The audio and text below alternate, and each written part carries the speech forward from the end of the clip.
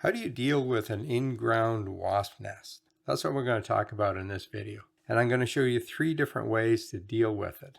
While I discuss this, I'll let you watch one of my nests in the garden.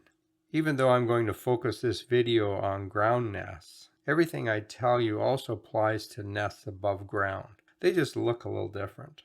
So let's start with finding the nest. How do you actually locate these nests in the garden? I'll be quite honest with you, I rarely notice them. I'll be going along the garden and weeding my beds, and suddenly I'll get stung. And then I know there's a nest nearby. You can be about 5 feet away and weed, and there's no problem at all. But if you're 2 feet away and you pull a weed, it must shake the ground enough that the wasps know you're there and they come out to defend their home. The other thing you can do is just keep an eye out for a lot of wasps. If you see a lot in one area, that's a bad sign. They're usually going in and out of a hole in the ground, and the nest is underneath that hole, as in this video. Now, I watched a bunch of videos online about wasps, and a lot of people call these things bees or ground bees, and that's completely wrong. Wasps are not bees. There is such a thing as ground bees, and certainly in North America, many of these are native. But ground bees are solitary. There's only one queen using a hole, and she lays some eggs inside, and that's it. If you see a bunch of insects flying in and out of a hole, those aren't bees, those are wasps. Ground bees also don't sting. Both wasps and bees are really important for the environment, but it is important that you know the difference. Now, wasps won't sting you either unless you attack their home. In fact, to film this video, I was about 4 feet from the opening of the hole, and the wasps were whizzing by my head and past the camera. None of them stung me because there was no threat to their home.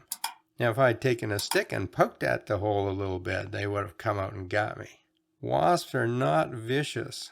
They're not after you. In fact, they'd rather leave you alone and go out and do their thing in the garden. And one of the things they do is they eat a lot of pests, so they're really good to keep around. So now you've found one of these nests. What should you do? Well, there's 3 options here. The first one is to do nothing. Now, I know that scares a lot of you, but I want you to get to understand the wasp. And then you'll realize that you actually want them in your garden. They are predators. They eat pests, and so they're very good in the garden. In fact, tomorrow I have an open house. I have a group of master gardeners coming to the garden, and the nest you're looking at is right on the main pathway into the garden. Now, that pathway is fairly wide, and the nest is in one of the beds. So, do I have to get rid of this? No, I don't. What I'm going to do is put up a couple pails around the nest with a little sign that says, "Warning, wasps." And people can walk around them and enjoy viewing the wasps. They're not going to sting anyone unless they get closer than 2 or 3 feet to the nest. So I'm not going to do anything with this nest. If you decide you have to get rid of the nest, then sometimes that's necessary. I mean, it might be right near one of the entrance doors going in and out of the house. In that case, it's a good idea to get rid of it. Whether it's above ground or in ground, get rid of it. Someone's going to get stung. Maybe it's right near your barbecue or where you sit on the patio. Then you want to get rid of it as well. But if it's out in the garden, leave them alone. If you have to get rid of them, the wasp spray they sell work really well. The spray is a type of foam. It sprays a long distance, sort of 10, 15 feet, and the wasps are killed immediately as they try to come out of the nest. Follow the instructions on the can, but basically, you identify where the hole is, wait until dusk. All the wasps go into the home at that point, so now they're all inside, and you start spraying the nest. They'll come out to try and figure out what's going on with their home, and they die instantly. It's actually very easy to use. Now, there's a third thing you can do, and that is to let nature take its course. Now, I usually find these ground nests in the middle summer or late summer, and by this time they're pretty big, like this one in the film here.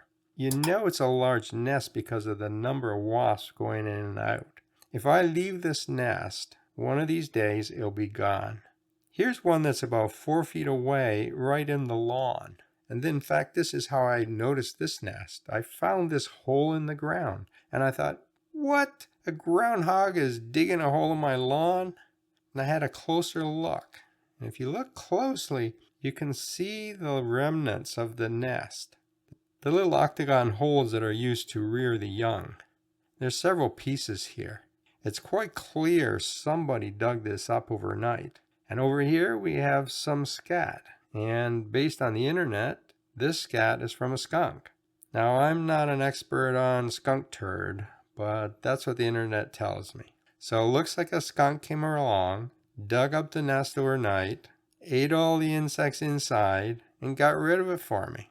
Most of the time when I find a nest in the garden, I leave it alone, and within a week, it's gone. Some animal has come and gotten rid of it for me. I know wasps are scary, and I know some people are allergic to wasps, but it really is best to leave their nests alone.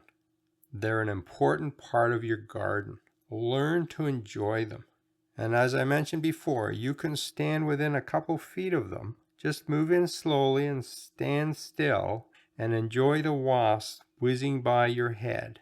It's kind of a neat feeling.